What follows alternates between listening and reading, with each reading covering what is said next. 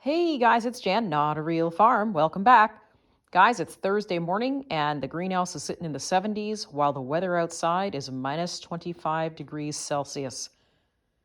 It's wonderful in here this morning. So we are basically planting more of our trays, getting our seeds ready, and really preparing for spring this year. Like I was saying before, we can actually see the ground this year, even though there's snow. But this has been one of the weirdest winters I've ever had. Usually I can't see the ground until April or last year, May 1st.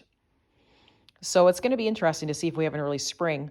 But one of the things that we wanted to talk to you today about is the raised garden beds themselves. And since spring is coming up and we're about to plant in them, one of the most common questions that I always get, whether it's at the back 40 greenhouse or this greenhouse or outside, is how big are your garden beds?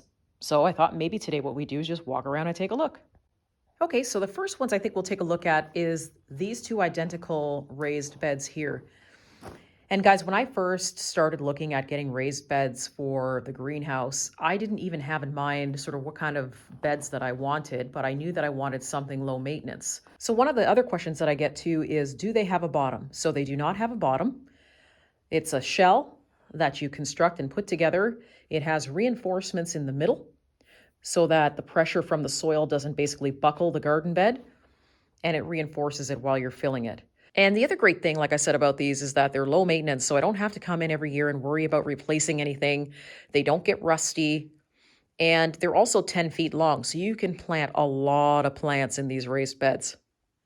Let's take a look at the other ones. These two beds here, we got on special at our local hardware store.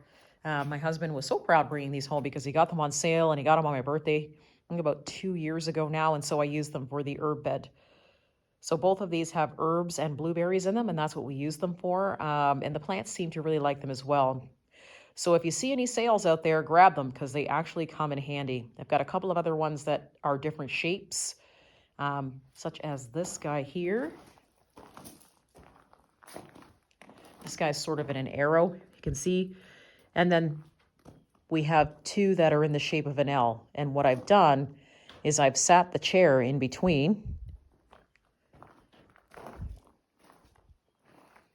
Basically push the L's together. See if I can move over here and you can see it. I've pushed the L's together, then that way it can create a sitting area and we sit here when we take a break. The bins on the walls. I get a lot of questions about how we constructed this. So guys, I'm cheap. So what we did was we actually had a bunch of wood that was left over from the previous owner of this home, and we constructed this entire, I guess, one long bed by ourselves, just with recycled material. So what we did was we had boards upon boards on this property when we first bought it, and instead of getting rid of the boards, what we did was we decided to recycle and use it for the garden beds. So my husband went around and he constructed the shape of the bin. He asked me how deep I wanted it. And then we took, just step out here so you can see. This is tin. And it's been 3 years, I think, and it's still holding strong. So this was a material actually that came with the greenhouse, but we had extra of it. And rather than sort of just leave it and say, hey, we can't use this, we constructed the entire bin with it. So you can see all the way around, kind of just rolled along. And as we went, we constructed the bin. And it was a really great way to sort of use up materials. So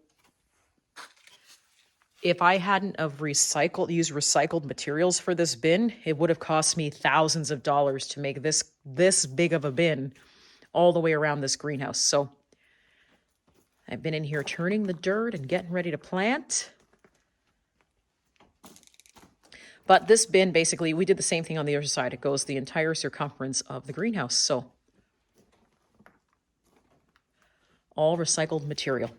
All these boards are recycled. They were just sitting out on the property. And kudos to my husband for being so thrifty. See, I've been in here cleaning up and cutting out old fruit and brambles. We've got our blackberries actually starting. So you can see here I've been trimming the blackberries and getting them ready basically to allow them to fruit this year. But as you can see, this bin goes, it just keeps going and going and going right until you get to the door, and then it splits and then it goes to the other side. So we have 7 of these garden beds out here. Each one of them are 10 feet long and 30 inches high. So if you're growing strictly vegetables from these, you can just imagine how much you could actually plant in these. And I like to change it up a bit. Sometimes I do carrots, sometimes I do onions, leeks. A lot of you have seen my potato videos. These hold a lot of food. So one of the things, like I said, that I do like is that I can actually keep these outside. They survive the Canadian winters, and I don't have to worry in the springtime about any maintenance, or any fixing that I have to do to them. I just go in and get planting, and that's it. And the low maintenance aspect of them is really nice. Okay, guys, and just very briefly, so this is, if you're just new to the channel, this is our back 40 greenhouse. The couple of beds that you see here in the front, those are actually only 12 inches tall. And then we sort of get gradual as we go back. We've got 22s in there, and we also have 36 inches as well. So the greenhouse back here is mixed just because sometimes I like to switch it up a little bit with what I'm planting. The very, very back ones actually hold our rhubarb and some of our garlic this year.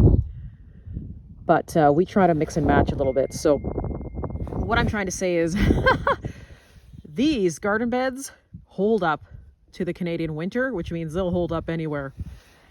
So if you get a chance to grab some steel beds this year and you're sort of on the fence on whether or not you should do wood or steel or whatever, definitely go for the low maintenance option. And there you have it, guys. So for the most part, the greenhouse in the back and the raised beds in here and the raised beds outside in the front garden are low maintenance. And that's exactly what you want when you're getting raised beds. I really love the look of wood, but I know here in this climate, the wood is going to rot within 3 years. And then we would be looking at replacing wood and lumber right now. No, thanks. I'll pass. So take a look. If you can get your hands on some steel beds, take a look and see if you can get any. They're low maintenance. They're great. And they're economical. And we will be adding another additional 8 beds to the property in the back. I've got some gooseberries and things I'm going to be planting this year, but it's going to be the year to grow your vegetables, guys. It's going to be really important to do that. And the last thing you want to do is waste time with maintenance on raised beds. These ones you basically put together and get to it. Thanks for joining me today, guys. If you have any questions, pop them below or send an email to NotARealFarm@yahoo.com or visit us at the Etsy store at NotARealFarm.Etsy.com. See you soon.